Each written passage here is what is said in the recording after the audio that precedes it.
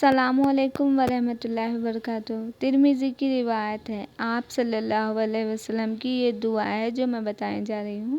جو کوئی چاہتا ہے کہ رزق میں کشادگی ہو اور بڑا گھر چاہیے اور مال و دولت میں برکت چاہیے تو پہلے گناہوں سے معافی مانگے اور یہ دعا دن میں جتنا چاہے پڑھے۔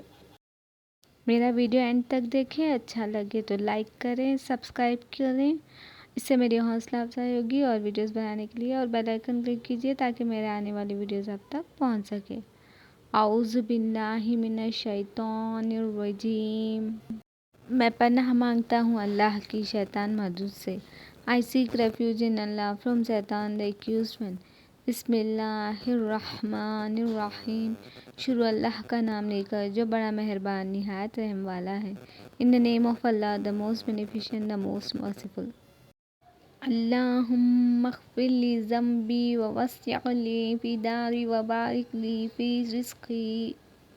ترجمہ: اے اللہ میرے گناہوں کو معاف فرما، میرے گھر کو کشادہ کر اور میرے رزق میں برکت عطا فرما۔